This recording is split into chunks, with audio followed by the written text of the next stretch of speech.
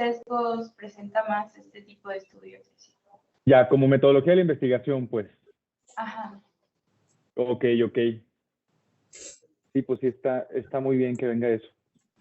De eso también viene en su examen de consejo y todo. Y también me acuerdo que me preguntaban con qué tipo de estudio resolvería esto, pero obviamente aplicado a medicina del trabajo, ¿no? Venía un estudio así y luego ya decía, no, venía un problema. Decía, ¿qué tipo de estudio podría utilizar para resolver esa pregunta de investigación? Y lo mismo, así también como que ubicar qué sesgos y eso. Muy bien. ¿Qué otra cosa? También venía de tóxico. Sí, ay, no hemos visto los temas casi. ¿Qué alcanza? ¿Venía algo de lo que hemos visto o qué venía?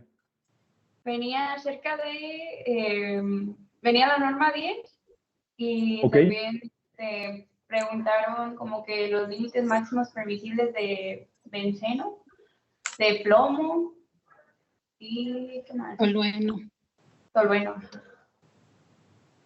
Y no hemos visto todavía eso.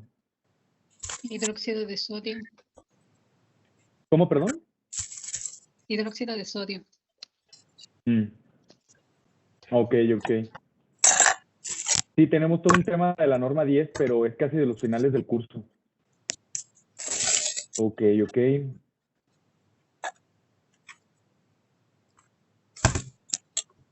Muy bien. Bueno, entonces ya se dejaron de conectar. Vamos a ver el tema de hoy. Y les dejé que estudiaran los temas relacionados con neumotoxicología. Entonces, lo bueno es que traen fresco del examen.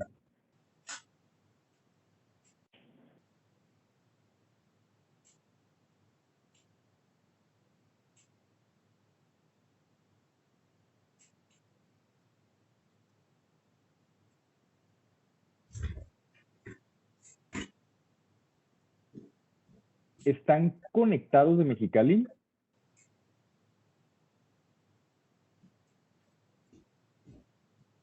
Está por ahí Iber Horacio.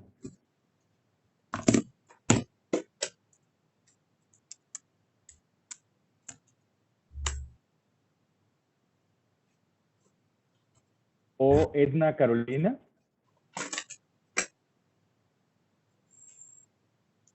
¿A poco no está Mexicali? Nadie.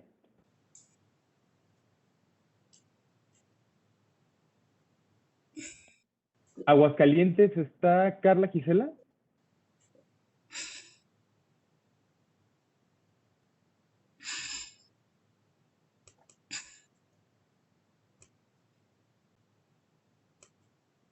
No está Aguascalientes.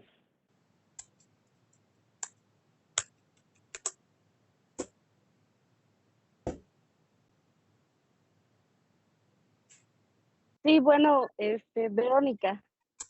Ah, perfecto. Muy bien, Vero. Platícanos, Verónica, ¿cuál es cómo vas a distinguir clínicamente una neumoconiosis benigna de una neumoconiosis que no es benigna? Clínicamente o con estudios, pues, no síntomas. O sea, hablando con tu historia clínica, con los estudios que pides, ¿cómo las distinguirías? Ajá. Por ejemplo, hablando de la asbestosis, que ya después se puede originar un mesotelioma en ese caso. Hay una clasificación que las distingue en benignas y en fibrogénicas. ¿Cuál es la característica que vas a buscar para de entrada decir esta es benigna y esta no? ¿Qué diferencia hay? ¿De acuerdo a la clasificación de la OIT o cómo? ¿La que hayas leído? Ay, no me acuerdo, doctor. No, ok. ¿La asbestosis qué crees que sea, benigna o fibrogénica? Es fibrogénica. Ajá. ¿Qué crees que las distinga? Pues la capacidad o sea, lo que se va generando, o sea, los macrófagos van, como, pues generando esa reacción. No sé si por ahí va. Ok. ¿Alguien que le ayude a su compañera? No sé, yo, Kevin, sé de Chihuahua. O sea, Ajá. fibroquímica porque los macrófagos van a tratar de fagocitar esa partícula, pero como no se puede destruir, van a activar mediadores de la inflamación, prostaglandinas, citocinas, factor de necrosis tumoral. Entonces, estos van a activar a los linfocitos T, que a su vez van a reclutar a los monocitos y más macrófagos que van a activar hacia los fibroblastos para que prolifere el colágeno y por eso se va a hacer una fibrosis. Ajá, eso ocurre en las dos neumoconiosis, pero ¿cómo vas a distinguir una que es benigna a una que es fibrogénica? En las dos hay fibrosis, en las dos pasa toda esa cadena que acabas de mencionar, en las dos todas las células inflamatorias intentan destruir la partícula y no lo logran. ¿Qué diferencia una y otra? Más como la historia ocupacional y el tipo de exposición. O sea, una benigna, pues una exposición de bajo riesgo que está limitada, como la siderosis o la varitosis. Ajá. Sí, la siderosis y la varitosis son benignas. Ajá. Pero tú puedes tener un minero que tenga o una benigna o una maligna, no maligna, pues, o una fibrogénica, y no significa que con la historia clínica lo pueda, o sea, con la antecedente laboral lo puedas investigar. Regularmente los polvos no es tan fácil distinguir de qué son con las preguntas, ¿no? La mina trae de todo. Es clínico. Y sí, ya mencionaron dos que son benignas, que son la varitosis y la siderosis son benignas, y ya mencionaron una que es fibrogénica, que es la asbestosis. ¿Qué diferencia tienen? Bueno, en la cuestión clínica, podemos hacer estudios de espirometría. A ver, Enrique te va a ayudar. Ok. Buenos días, doctor. Su pregunta va más relacionada al patrón fibrótico. En este caso, tendría que ser un patrón nodular. En ambas hay patrón micronodular, es lo que caracteriza a las neumoconiosis. Sí tiene que ver con algo más, pero no con el patrón nodular, porque ambas lo tienen. Se refiere más como a las estructuras de la radiografía, como, o sea, en una benigna puedes encontrar cambios mínimos de las estructuras o generalmente que son asimétricas o que hay poca progresión de esa misma enfermedad. Exacto. Lo que va a distinguir a ambos tipos de neumoconiosis es que en las benignas está el patrón micronodular, pero rara vez causan alteraciones en las pruebas de función pulmonar porque no tienen tanta capacidad de modificar la estructura. Y es por el tipo de colágeno que se genera. Y en las fibrogénicas, la destrucción es tan importante que hay atelectasias, o sea, además del patrón micronodular hay atelectasias, hay fibrosis en panal de abeja, hay otras cosas que te hacen perder función pulmonar. Por lo tanto, en términos de función pulmonar, las más graves, las que pues tienen un peor pronóstico, son las fibrogénicas, y las benignas a veces son hallazgos ocasionales que se encuentran solamente en los estudios de imagen, pero que si bien te aumentan el riesgo de tuberculosis, otras cosas, no te están haciendo por sí mismas perder la función pulmonar en picada como las fibrogénicas. Entonces, esa clasificación es muy importante porque nos habla mucho del pronóstico de la enfermedad. Y hay ciertas neumoconiosis que se clasifican de una forma y otras que se clasifican de otra. Entonces, vamos a empezar con el tema. Yo sé que mucho de esto que vamos a ver en la clase de hoy, seguramente ya lo vieron en sus clases de neumo ocupacional, que en teoría la mayoría llevó en el R1, pero algunos no lo llevaron y otros a lo mejor no lo tienen desde el punto de vista toxicológico, que es como me gusta a mí abordarlo.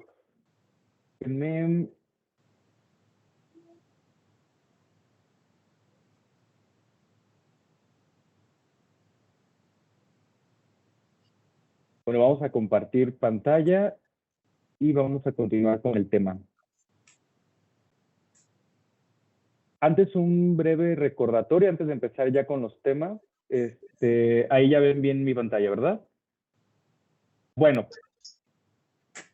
estuvieron en la última sesión de los que tenemos con todas las sedes de la residencia, los que estuvieron, bueno, esa sesión, perdón, para los que no estuvieron, esa sesión la coordiné yo, mi área, y les hice esta pregunta, y me llamó la atención que casi nadie se la sabía, entonces pues lo mejor es que la repasemos en esta clase. Entonces, los agentes químicos, de acuerdo a la clasificación que hay en la norma 10, hay, digamos, dos cosas importantes. Una, el estado de agregación, que es sólido, líquido, gas, pero la otra es la forma en la que se están dispersando en el medio ambiente laboral, que es la importante para nosotros, y que nosotros, cuando hacemos nuestra historia clínica, pues tendremos que poner si la exposición ocurre a humos, a vapores, a gases, porque tiene diferentes connotaciones hasta para hablar de qué tan peligroso pudiera ser para la persona que está expuesta y el tipo de medida que se va a tener que tomar para controlar los niveles ambientales. Entonces, pues bueno, esta es una clasificación genérica en la que pues tenemos que identificar muy bien los sólidos se pueden dispersar como de dos formas, ¿no? En el medio ambiente laboral. Pueden ser polvos o pueden ser humos. Entonces, los polvos es como tal la partícula que está en estado de agregación sólida y que está dispersa en el aire y que sobre todo por su diámetro aerodinámico, por su densidad, pues tiene la capacidad de permanecer así, ¿no? Incluso por su tamaño. Y los humos va a venir siendo una mezcla, pues, que es compleja, porque tiene vapor de agua, tiene partículas sólidas y tiene también, pues, aire caliente. Pero lo que la va a caracterizar, hablando de los sólidos, es que por lo regular van a ser pequeños, porque provienen de una combustión, entonces regularmente van a ser pequeños, y su cinética va a ser muy acelerada, porque están motivadas o influenciadas por el aire caliente, y entonces pues, son partículas que están viajando como muy rápido, ¿no? Entonces es otro tipo de forma en la que vamos a encontrar los polvos. Entonces, por ejemplo, si yo tengo un trabajador que está esmerilando una pieza metálica, pues vamos a decir que está expuesto a polvos de los metales que esté compuesto la pieza, ¿no? Vamos a hablar de hierro, de manganeso, de cromo, ¿no? Los principales ahí componentes luego de las aleaciones. Y humo, entonces va a ser, cuando yo diga que está expuesto a humos metálicos, va a ser un soldador o va a ser una persona, un hornero, donde estamos teniendo, pues francamente, una combustión y donde seguramente a lo que va a estar expuesta la persona es a óxidos de los metales que estaban en esta reacción química, ¿no? En esta combustión. Entonces es diferente, es más peligroso un trabajador que está expuesto a óxidos de manganeso que a manganeso metálico, ¿no? Porque acá lo corta y porque acá lo está fundiendo, lo está soldando. Entonces, eso es muy importante. Finalmente, no es lo mismo decir explosión a manganeso que decir explosión a polvos de manganeso o a humos de manganeso, ¿no? El enfoque es totalmente diferente incluso de la descripción de la historia clínica y ahora estoy hablando de una intervención. ¿Qué voy a hacer acá a qué voy a hacer acá? Entonces, es muy importante distinguir. Ahora, los líquidos los vamos a tener, digamos, puede ser tres formas en las que los líquidos pasan al medio ambiente, pero ya en el medio ambiente los que siguen permaneciendo en forma líquida son estos dos, las neblinas y los rocíos. Las neblinas van a ser aquella sustancia química que está en el ambiente por propiedades inherentes a la sustancia, por ejemplo, su tensión superficial, y pues bueno, que pasan siguen en estado líquido y están dispersas en el aire. Regularmente vamos a poder tener neblinas de ácido nítrico, neblinas ácidas, neblinas alcalinas, cuando son soluciones ácidas o básicas. También hay neblinas de aceite, y bueno, son como si las viéramos en espejo de los polvos, son aquellas que permanecen en el medio ambiente laboral por sus propiedades, digamos, fisicoquímicas intrínsecas. O sea, por ellas mismas pueden estar existiendo en esa forma. Un rocío, a diferencia, va a ser una sustancia que proviene de un proceso mecánico. Entonces, yo tengo una caída en alguna parte del proceso de la sustancia líquida o tengo una pistola con la que estoy haciendo una dispersión, entonces voy a tener un rocío. Regularmente van a ser, pues, están aglomeradas en grandes gotículas, por así mencionarlo, o también pueden ser el producto del pasar del estado gaseoso al estado líquido, y entonces se forman estas gotas un poco más grandes. O sea, no es una definición como tal, pero en general los rocíos van a ser gotas más grandes que las neblinas. Entonces, como que lo va a diferenciar. Y los rocíos, digamos, no permanecen tanto en el ambiente como las neblinas, porque las neblinas llegaron al ambiente por sus propias propiedades, mientras que los rocíos, ya sea que del estado gaseoso pasaron al líquido y quedó la gota ahí, o porque hubo un proceso mecánico que no dependió de la propiedad físico-química solo de la sustancia, sino de la pistola o de la cosa que estaba haciendo que esta llegara al ambiente. ¿Sale? Entonces, un ejemplo, una máquina que tiene, no sé, un proceso de ácido-base donde hacen una mezcla ahí de ácidos, pues puede formar neblinas de ácidos, ¿no? Y por ejemplo, pues se pueden formar rocíos de pintura porque están en una pistola, ¿no? Y entonces son las gotas las que están llegando al trabajador o trabajadora. Y bueno, finalmente, las sustancias que se encuentran en estado gaseoso en el medio ambiente laboral, que son dos, los vapores y los gases. Los vapores eran líquidos que a temperatura ambiente tienen la capacidad de evaporarse, pero que también tienen la capacidad de existir en forma líquida, ¿no? O sea, es un líquido que a temperatura y condiciones estándar ambientales de presión existe, pero pasa a la fase vapor si no hay un líquido que lo contenga. Es la característica de los compuestos orgánicos volátiles, ¿no? Entonces, en el medio ambiente está en forma de gas, no es un líquido. Aunque yo lo tengo en el tamo ahí líquido, lo que está respirando el trabajador es el vapor, ¿vale? Es el gas. Eso es lo que lo diferencia de las neblinas. Y los gases van a ser las sustancias químicas que no pueden existir en estado líquido ni sólido en condiciones estándar. O sea, tenemos que presurizarlos o cambiar a temperaturas no ambientales para que puedan existir en estas otras formas de agregación de la materia. Entonces, también, al igual que los vapores, están en estado gaseoso, ¿no? Aquí, pues, los ejemplos son el metano, el butano, el gas LP, todo eso, ¿no? Que no existen en forma líquida a menos que los hagamos con presión. Y entonces, esta es la forma, digamos, como genérica en la que nosotros podemos describir la forma en la que están en el ambiente. Y es una forma más precisa de decir, estoy expuesto a neblinas, a rocíos o a gases, porque tiene que ver con cómo yo estoy interpretando que la sustancia puede existir en el medio ambiente laboral. Y lo sacamos con las preguntas de la historia clínica. O sea, ¿tienes un proceso mecánico o no? ¿Tienes un proceso donde hay combustión o no, ¿no? O qué es, ¿no? ¿Cómo lo guardas? ¿Lo guardan en un tanque, con presión o no? Y van a ir, pues, discerniendo en cuál de estas clasificaciones cae. Y es importante porque en el análisis de riesgos de la norma 10, pues, viene esto.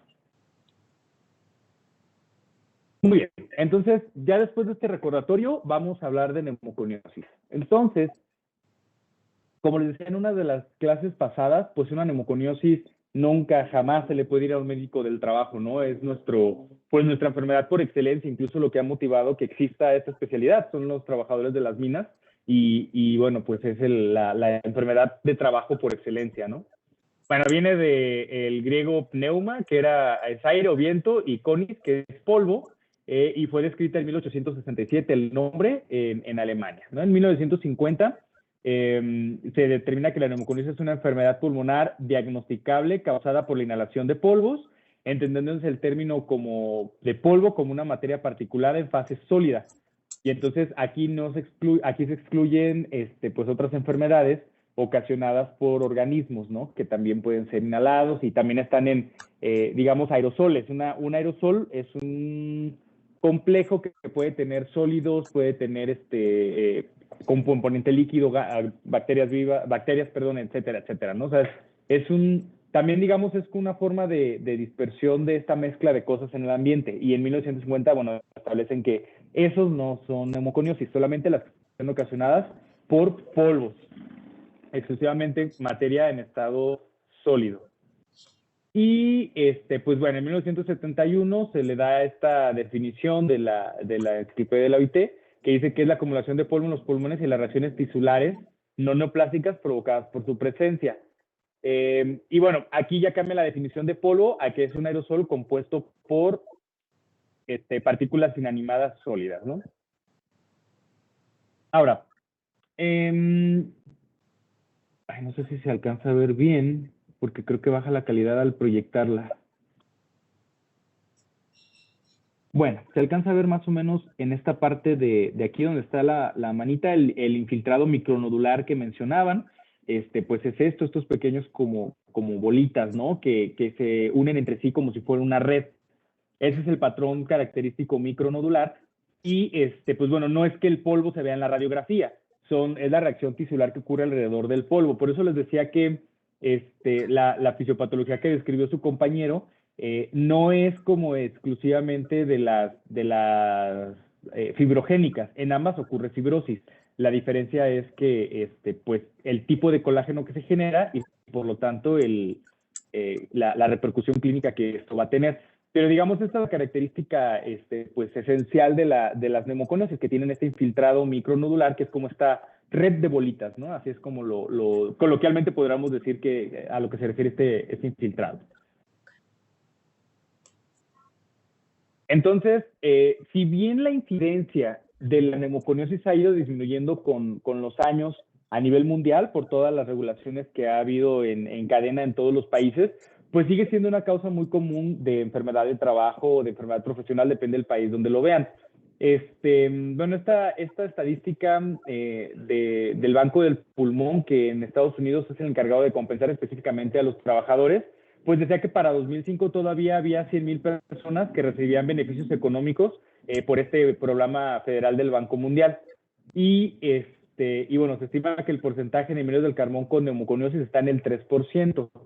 O sea, que de todos los trabajadores que están registrados como mineros del carbón, que son los que tienen estos derechos, pues 3% tiene diagnosticada una neumoconiosis. Esa es la estadística que encontré de otros países. Pero bueno, en México, pues sigue siendo la enfermedad de trabajo por sustancias químicas que más se dictamina en todo el país. Pues hemos tenido, digamos, de todas las enfermedades por cosas respiratorias, pues la neumoconiosis es la que por mucho lidera la casuística. No tenemos aproximadamente cada año 1,000 casos nuevos de neumoconiosis, ¿no? Y bueno, esto corresponde al 10% de todas las enfermedades de trabajo.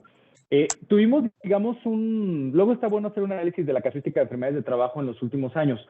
Tuvimos un pico que duró por muchos años de las enfermedades ergonómicas como primer lugar. El año pasado volvió a subir el trauma acústico y creo que tiene una razón, digamos, que es que como las ergonómicas no las estábamos dictaminando hasta por ahí del 2000, si la memoria no me falla, como del 2015, 2016, era que se empezó como a reconocer más las enfermedades musculoesqueléticas que no estaban en la tabla de enfermedades de trabajo como sí de trabajo, y entonces empiezan a reconocer todas las que estaban generadas desde hace muchos años.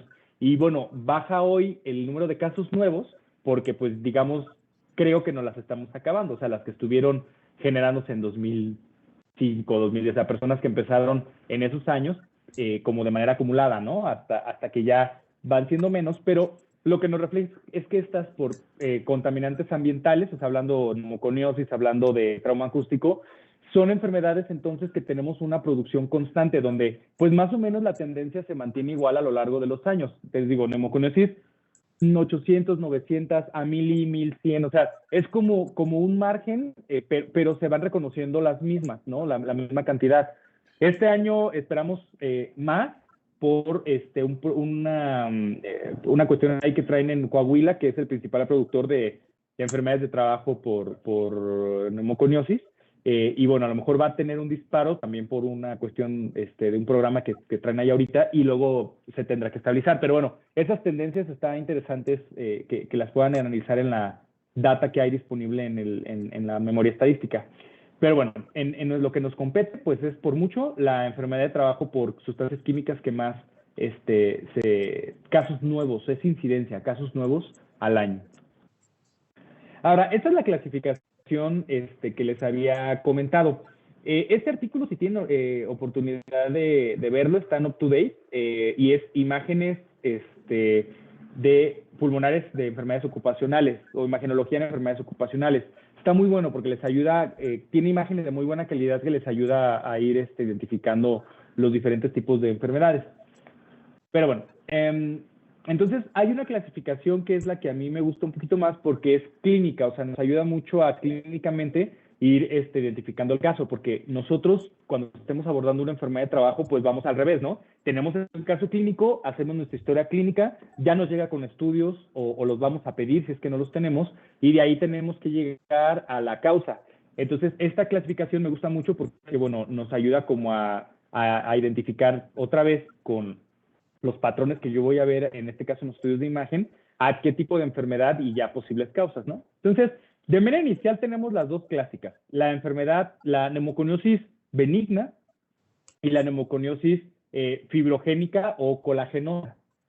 Entonces, la neumoconiosis benigna va a ser aquella en la que pues no se está formando colágeno tipo 3. Entonces, las fibras de colágeno que se están generando son un poquito menos fuertes, menos invasivas, y si bien nos van a dar el patrón micronodular, es raro que nos causen estas alteraciones tan llamativas. Entonces, como claves para detectar cuando se trata de una neumoconiosis benigna es, sí, infiltrado micronodular, pero que respeta la arquitectura pulmonar. No tenemos atelectasias, no tenemos disminución de los volúmenes pulmonares marcada. La reacción del parénquima es mínima y consta principalmente de fibras de reticulina, ¿no? Desde el punto de vista pues, histológico. Y esta reacción al polvo potencialmente puede ser reversible, no en todos los casos. Por ejemplo, la varitosis sí se ha descrito que mejora. O sea, que después de que la exposición cesa, a lo largo de los años, el infiltrado micronodular puede irse atenuando, puede ir disminuyendo. En la siderosis no tanto, pero pues bueno, al final digamos, lo puse en lugar 3 porque los dos que la definen son estos dos de arriba. O sea, esta última es como, puede o no, pero al final lo importante para nosotros como clínicos es respecto a arquitectura pulmonar. Entonces, en la tomografía, pues yo no voy a ver estas alteraciones tan dramáticas, ¿no? Y jamás va a ser patrón fibrosante progresivo, que eso es algo muy importante en el seguimiento de estos pacientes. ¿Cuáles son las causas clásicas de este tipo de neumoconiosis? Pues la que está ocasionada por la caulinita, por dióxido de titanio, por óxidos de estaño, la varitosis, ya lo hemos mencionado, por la siderosis, por compuestos de hierro, ¿no? Como el óxido férrico, etc. Entonces, esta es la primera. Es muy común, pero no es tan común que digamos, bueno, fue muy común que la dictamináramos y le valoráramos secuelas antes de que actualizáramos la ley, y cuando la actualizamos, ahora ya no va a ser tan común que dictaminemos secuelas en estos, ¿no? Ahora, 2, fibrogénica. La fibrogénica, entonces, o colagenosa, pues bueno, lo que la va a caracterizar es que hay una alteración permanente y destrucción de la arquitectura alveolar. Esto, bueno, se traduce en una reacción del parénquima colagenosa, muy importante, y bueno, por lo regular esta invasión por colágeno, cicatrización, pues va a ser permanente y va a empeorar, ¿no? Entonces, los ejemplos clásicos, pues son la silicosis y la asbestosis. Estas dos son fibrogénicas. Ahora, aquí les puse este pequeño excepción, para hablar de la neumoconiosis de los mineros del carbón. La neumoconiosis de los mineros del carbón típicamente va a estar clasificada como una benigna, pero se han descrito casos de pacientes que están expuestos a carbón en estas minas que sí desarrollan alteraciones de la arquitectura alveolar, y no en todos los casos se ha demostrado que venga contaminado con sílice. Porque cuando tú leías esto decías, bueno, sí, era una neumoconiosis de mineros del carbón, pero seguramente está expuesto a sílice, y entonces por eso es que ahora, o sea, es una silicosis lo que estoy viendo ahora, pero no se ha demostrado eso en todos los casos. Entonces, la teoría es que hay personas que sí pueden desarrollar esta reacción inflamatoria tan importante que me puede hacer que evolucionen a una fibrogénica. Entonces, por eso se las pongo con esa de que regularmente va a estar acá, pero habrá casos que se clasificarán como fibrogénicas. Digo, nosotros lo vamos a clasificar como una neumoconiosis con la subfracción que viene en la nueva ley de que es la de carbón. Pero digamos, clínicamente tengo que descartar que no tenga una alteración importante y que me haga pensar que puede tener una secuela evaluable, y entonces hacer el protocolo para secuelas, ¿no? Neumológicas, perdón. Entonces, bueno, por eso se las dejo por acá. Ahora, Hay otra, nuevas, no sé si nuevas, menos frecuentes o que detectamos menos frecuentes nosotros, pero sí que existen, sí hay casos en México, ya tuvimos en las sesiones de la residencia una de estas y una de estas, o sea, sí son casos que están por ahí, pero son difíciles de diagnosticar y regularmente no los identifican mucho los médicos tratantes, ¿no? Entonces, si nosotros, que somos los especialistas en esto, no las buscamos, seguramente no las vamos a encontrar, que son las granulomatosas y la neumonía de células gigantes asociada a metales duros, que esta es una entidad un poquito más nueva. Las granulomatosas, pues la típica es la beriliosis. Entonces, la neumoconiosis granulomatosa lo que va a caracterizarla es que va a generar infiltrados inflamatorios parenquimatosos difusos y edema intraalveolar inespecífico. Esto, pues bueno, en la tomografía se ven francos granulomas que se pueden confundir con sarcoidosis. En lo nuevo que he estado leyendo de beriliosis, incluso recomiendan que en todos los casos de sarcoidosis se descarte que no son una beriliosis, porque de verdad que clínica e histológicamente suelen no diferenciarlas. Y en uno de los casos que vimos que abordó muy bien Sonora, pues se llegó a esa conclusión de que era una beriliosis que estaba ahí con otros diagnósticos, que duró perdido por 9 años con otros diagnósticos, ¿no? Porque son difíciles de identificar, al menos para nuestros neumólogos no están acostumbrados a ver este tipo de enfermedades. Y las exposiciones no son tan obvias, ¿no? Ese era un técnico dental.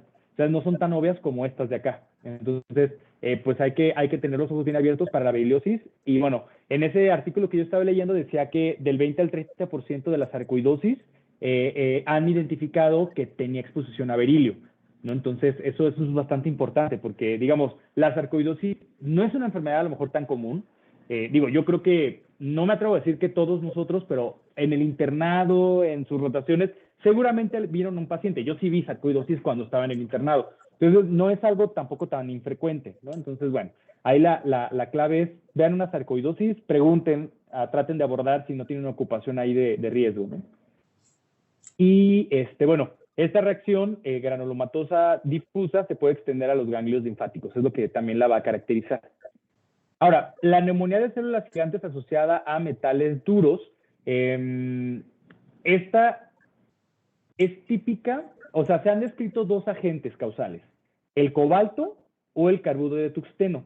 ¿Y por qué se ha empezado a ver esta enfermedad? Porque estos son componentes de nanomateriales que se han puesto de moda, digamos, recientemente en la producción de fibras de alta densidad y este tipo de cosas nuevas. Y entonces, pues es una enfermedad infrecuente, pero que creo que en el futuro la vamos a ver más porque son materiales que están muy de moda.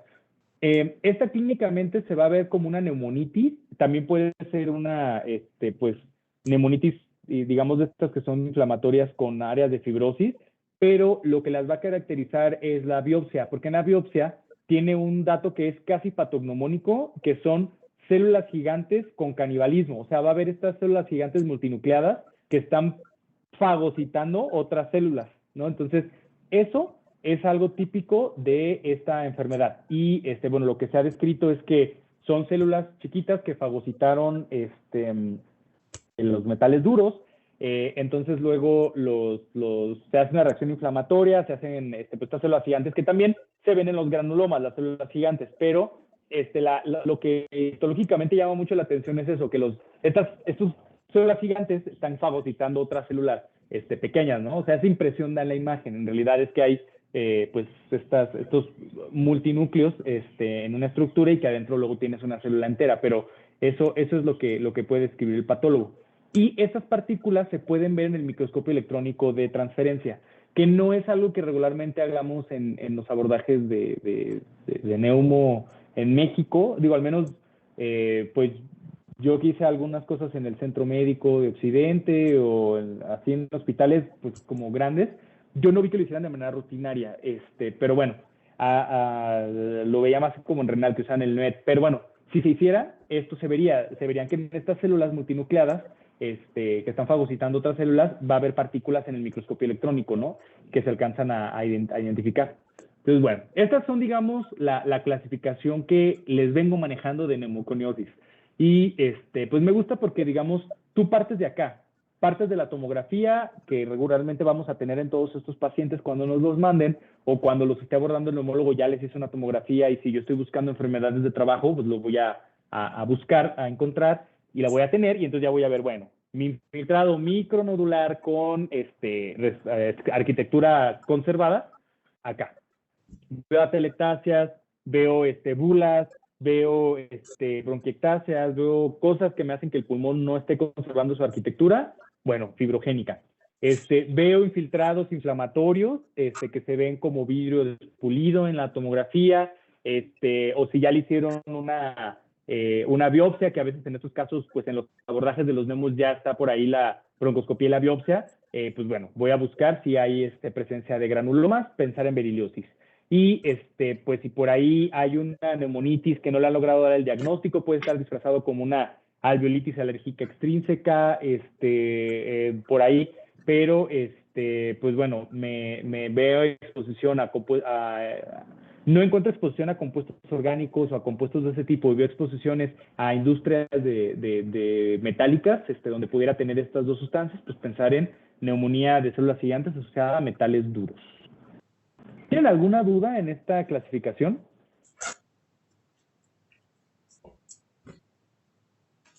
No. Perfecto. Entonces, hubo una propuesta desde la higiene industrial,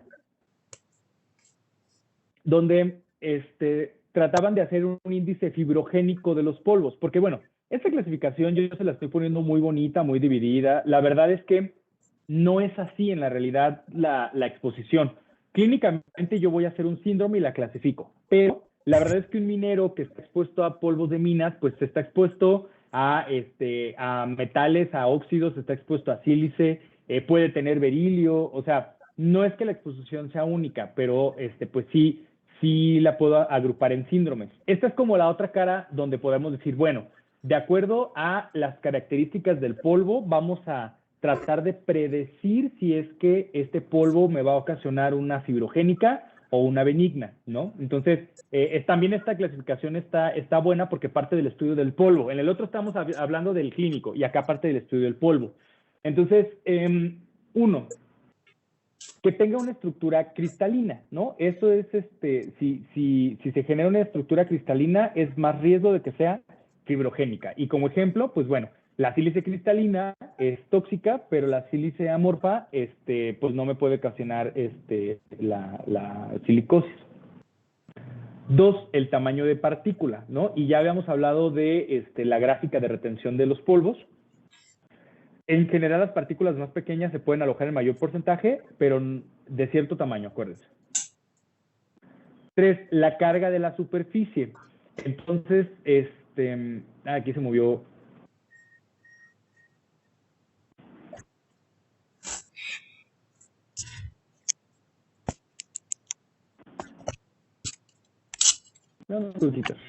Bueno, entonces la carga, si tiene una superficie, digamos, con radicales que puedan reaccionar, va a tener más tendencia a hacer reacciones químicas con las pues, células, con las no con las células, con las biomoléculas que hay en las superficies pulmonar, y entonces pues si se puede hacer uniones a hidrógeno o puentes, ese tipo de cosas, pues va a ser más probable que genere reacción inflamatoria. Entonces, una molécula cargada va a ser más peligrosa que una no cargada.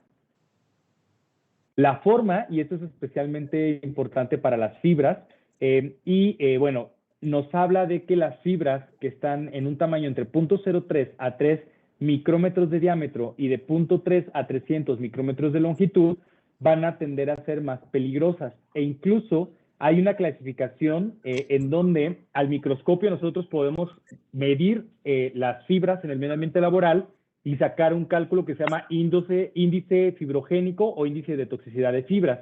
Y de ahí poder decir qué tanto hay fibras peligrosas de no peligrosas en la muestra ambiental, ¿no? Esto no se hace de acuerdo a la norma 10. La norma 10 sigue hablando solamente de fibras por metro cúbico, desde un punto de vista cuantitativo, pero sí que hay estudios donde han identificado que, pues bueno, las fibras que tienen esta característica son más propensas a generar riesgo, Y entonces, pues bueno, este índice pues tendría cierta utilidad, ¿no? Está, digamos, en investigación, pero está muy interesante.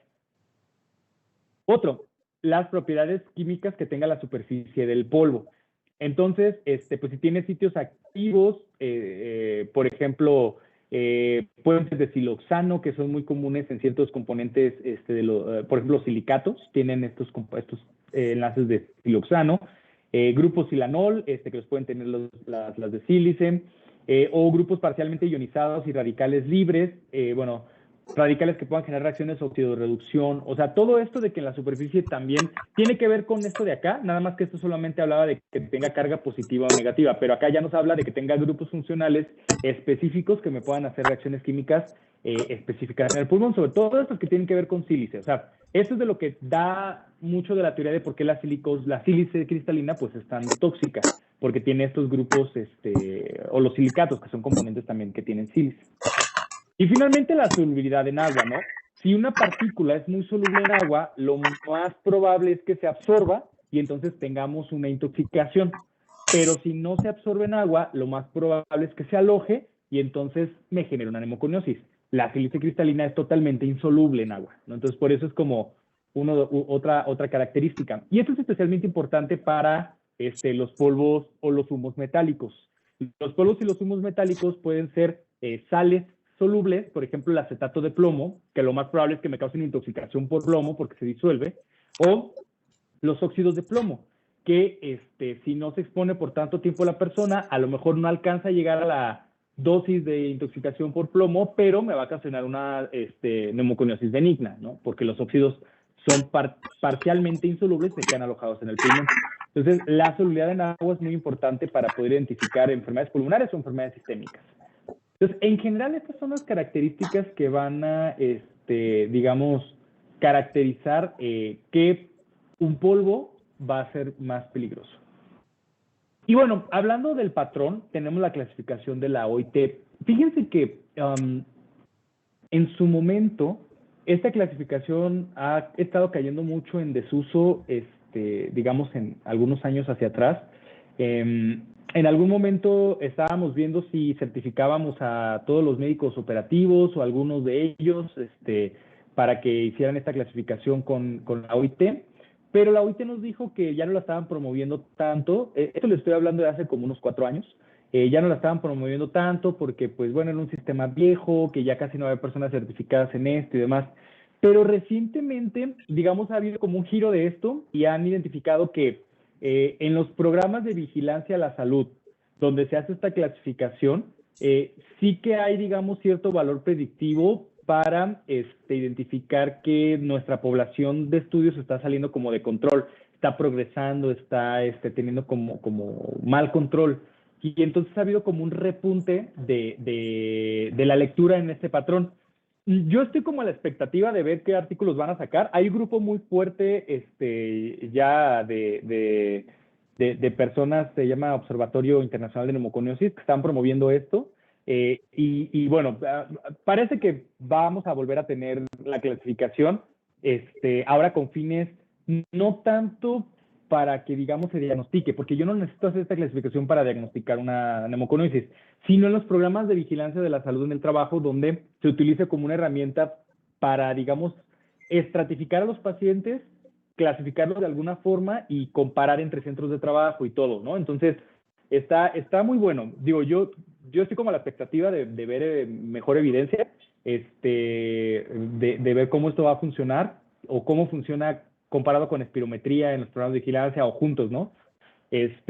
Porque sí me llamó la atención este bajón y luego regreso, ¿no? Entonces, digamos, somos médicos del trabajo, no nos salvamos de que tengamos que saber hacer esto, y en los exámenes que van a hacer viene y siempre va a ser algo que un médico de trabajo tiene que saber, ¿no? Pero sí les quería dar como ese contexto que está pasando.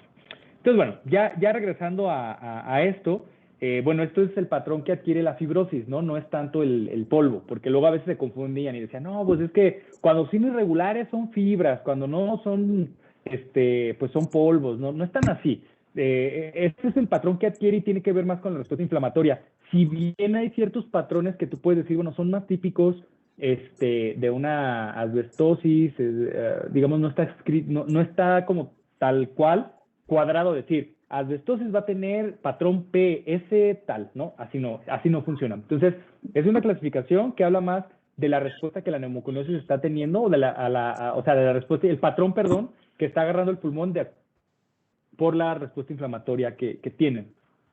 Entonces, bueno, dicho esto, entonces pues ya saben que pues se hace una clasificación por las opacidades. Cuando son, digamos, redondas, se clasifica en PQR, y si no son STU, y cada una está subdividida por sus tamaños, ¿no? De menos de 1.5, de 1.5 a 3 o de 3 a 10 y también acá abajo. Y luego viene la profusión, que qué tanto está o no tomado el parénquima. Esto es como aunque es como una escala visual, pues nos dice qué tantos, digamos, micronódulos estamos viendo en relación con el parénquima. Y bueno, luego tenemos cuando son las opacidades grandes, que se clasifican con ABC, y pues las anormalidades específicas, ¿no? Donde ya tenemos, pues vamos a clasificar si hay fibrosis basal, etcétera. Esta clasificación no es la intención de esta clase que la veamos a profundidad, seguramente ya lo vieron en su clase de neumo, pero pues sí saber que nos puede ayudar a digamos, hacer división o caracterización epidemiológica en una población ocupacionalmente expuesta. Bueno, esta se ve un poquito más que la otra radiografía que les puse, no sé por qué se me deformó tanto. Y bueno, aquí podemos ver que tenemos pues una profusión muy importante. Vemos demasiados micronódulos en relación con el parénquima que está respetado. En este caso tiene un predominio pues por los ápices más que por las bases, aunque también las bases tienen el infiltrado, pero se ve más marcado en las ápices. Y acá tenemos un patrón ahí que ya me hace ver que tiene fibrosis. No solamente el patrón micronodal, ¿no? Aquí hay fibrosis franca, en panal de abeja en esta parte de acá. Quiero ver si hay video ilustrado, se ve mejor en la tomografía. No lo veo por acá. Pero bueno, es una radiografía típica. Y aquí, bueno, la clasificación, ¿no? Que tiene una profusión de 2,2 y pues está clasificado como P, porque son redondas en un tamaño, pues, no tan pequeño, ¿no? Entonces, un ejemplo nada más de cómo se utiliza. Esta otra, donde tenemos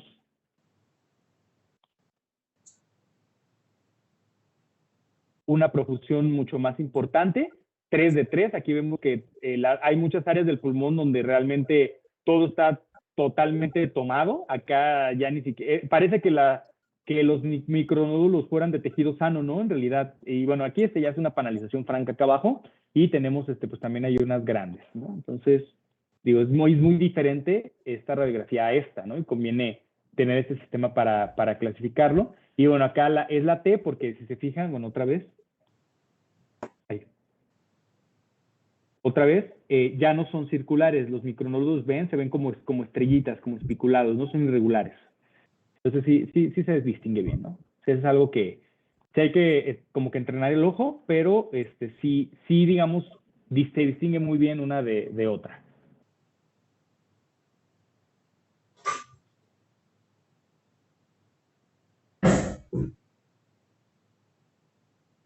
Y, por ejemplo, en esta otra, donde vemos un pulmón pues un poquito menos afectado en cuanto a los micronódulos, tiene predominio, a diferencia de las otras, en los ápices no tiene tanto, tiene un predominio en las bases, y bueno, acá abajo, pues ya vemos incluso engrosamiento de la pleura, ¿no?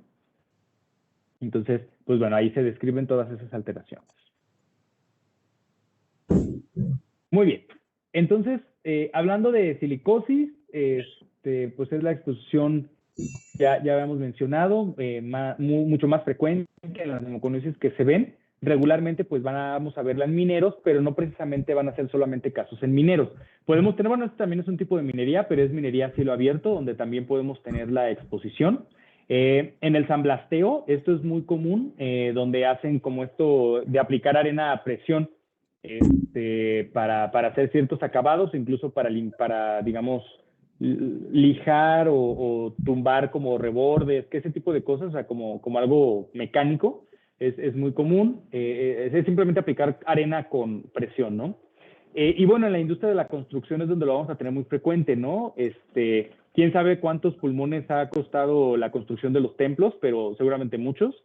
Y pues bueno, y ahora de las casas, ¿no? También tenemos pues muchas de estas estructuras que pues tienen componentes de sílice y pues muchos trabajadores de la construcción pues no utilizan ningún tipo de EPP ni nada, ¿no? Entonces, pues va a ser algo muy común. Lo que les digo es, la mayoría de nosotros identificamos a los mineros y la casuística lo refleja, casi todas vienen de minería, pero hay muchos procesos en los que vamos a tener explosión a sílice. Siempre tenemos que identificar o buscar en la literatura qué porcentaje de sílice tiene la arena, la tierra, la piedra que están usando en la construcción, porque seguramente la la silicosis, perdón, es mucho más frecuente de lo que todos pensamos, ¿no? Y bueno, es una enfermedad de trabajo atribuible a la inhalación de dióxido de silicio, que es la forma correcta de mencionar la sílice, comúnmente se denomina sílice en forma cristalina. Y bueno, podemos tener el cuarzo, la cristobalita, la tridimidita, pero bueno, como en su conjunto se denominan sílice libre porque tiene digamos, como radicales libres que tienen listos para reaccionar.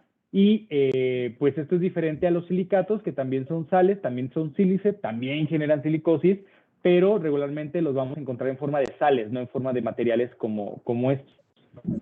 Y pues bueno, lo que les decía, o sea, además en las piedras que se van a utilizar para la construcción, pues vamos a ver que la sílice tiene diferentes composiciones, ¿no? Hay algunas que pueden tener 20% hasta el 100%, o sea, es muy variable dependiendo de cada región. Les decía que había que distinguir la sílice cristalina de la sílice amorfa. Y esto, digamos, aunque químicamente ambas son dióxido de silicio, vamos a tener que en el microscopio se ven diferente, ¿no? En el microscopio electrónico. Cuando tenemos sílice cristalina, vamos a tener estas estructuras que, digamos, son pues las estructuras cristalinas y fibrosas. Por ejemplo, esta es una estructura que podríamos mencionar fibrosa, o sea, fibrosa es porque tiene un diámetro más pequeño que la longitud.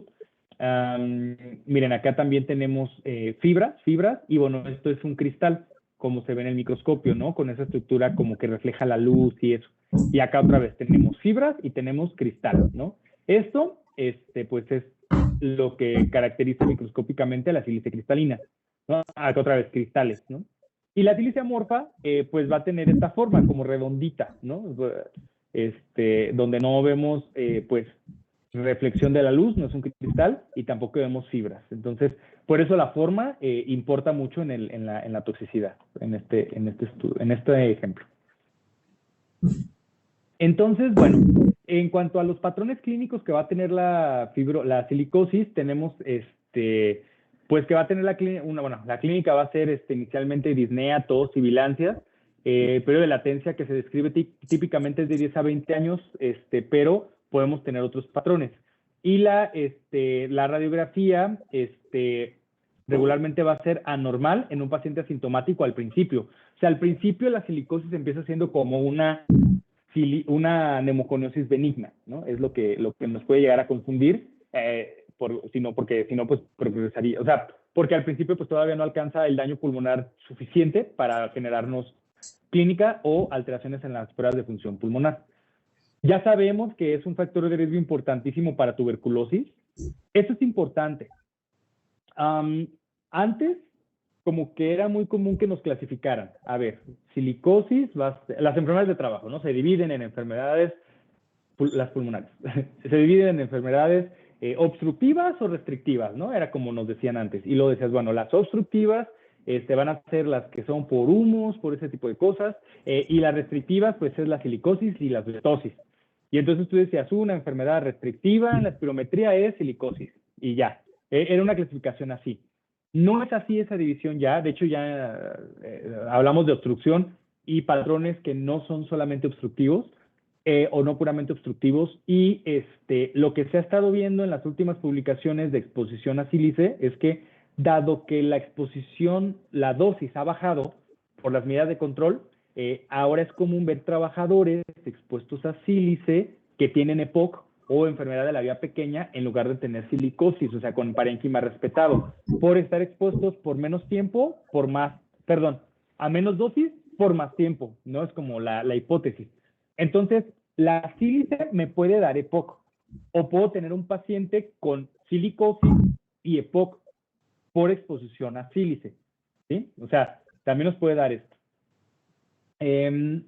Bueno, es un factor de riesgo para cáncer pulmonar y ya sabemos que también es un factor de riesgo para trastornos reumatológicos, ¿no? Pues todos, hay sobreposición de silicosis con artritis reumatoide, hay sobreposición de silicosis con esclerodermia, y bueno, pues tenemos que también abordar que pacientes con una enfermedad pulmonar idiopática o una enfermedad pulmonar por autoinmunidad con artritis reumatoide, pues que realmente no vaya a ser pues una artritis reumatoide secundaria a la sílice, ¿no?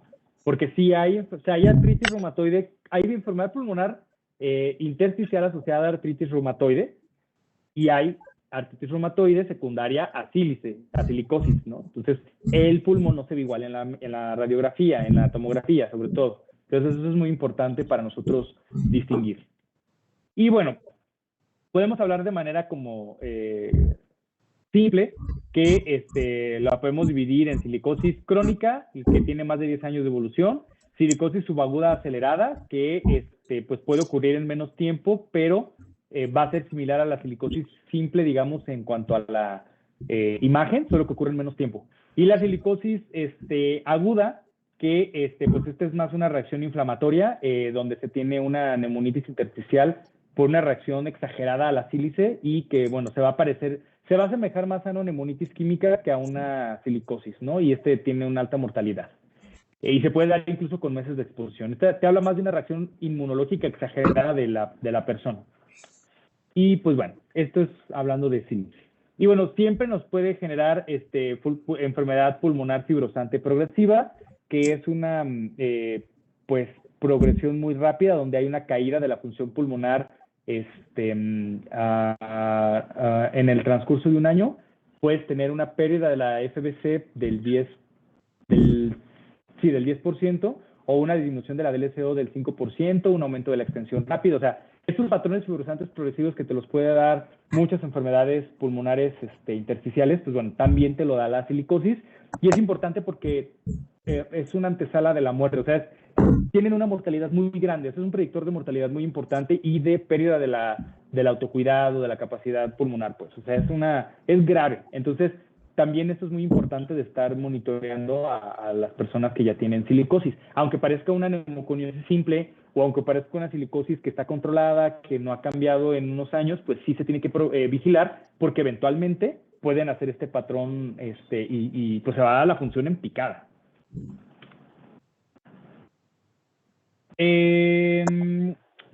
Bueno, aquí otra vez la clasificación. Bueno, la silicoproteinosis es lo de la aguda que les mencionaba acá, donde pues son poco tiempo, altas dosis y una reacción exagerada del huésped, donde tengo, pues además de la fibrosis, tengo componente inflamatorio muy importante que me recuerda a la neumonitis química, ¿no?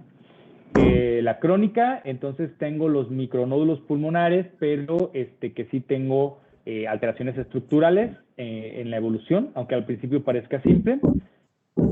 Y pues bueno, cuando estoy hablando de una fibrosis pulmonar masiva, es cuando ya tengo nódulos pulmonares que llegan al centímetro, ¿no? Y la silicosis acelerada, pues ya habíamos hablado, ¿no? Son altas concentraciones y los síntomas ocurren pues antes de los 10 años, ¿no? Pero igual sigue siendo un patrón fibroso, no como que tiene un patrón como mezclado fibroso inflamatorio. Muy bien, entonces, ¿cómo vamos a establecer el diagnóstico? Pues al tener el antecedente de la exposición, tener la radiografía con el patrón típico y pues marca la guía de práctica clínica que tenemos que descartar diagnósticos diferenciales. Bueno, el tratamiento todavía está como muy... no sabemos muy bien todavía qué funciona. Desde luego, retirarlo de la exposición es el tratamiento más importante.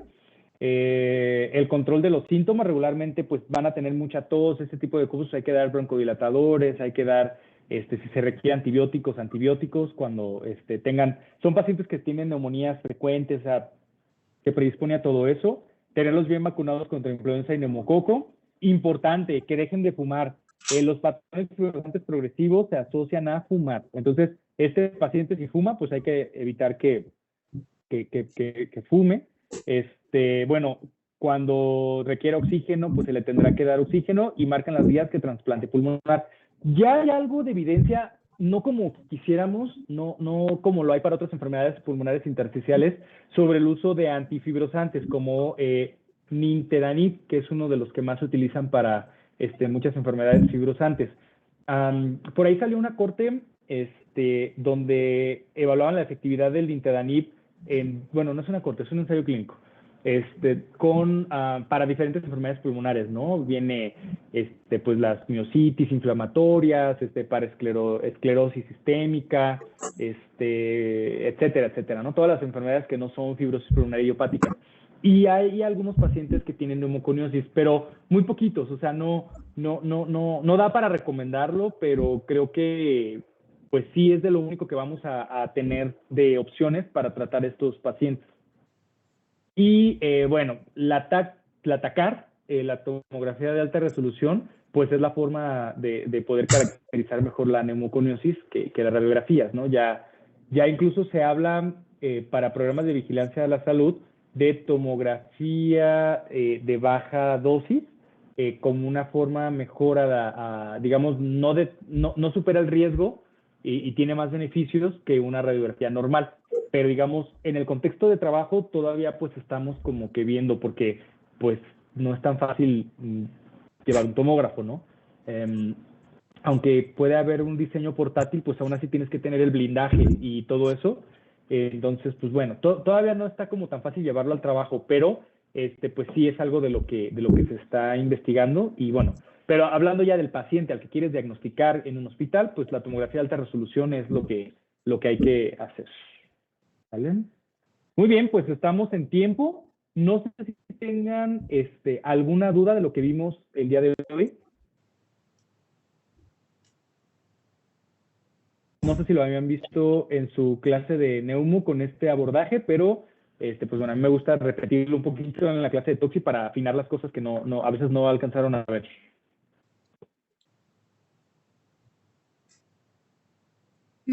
Nada, dudas, comentarios. Perfecto. Todo bien, doctor. Muy bien. Muchas gracias. Entonces, nos vemos la siguiente semana. Que estén bien. Gracias, doctor. Gracias.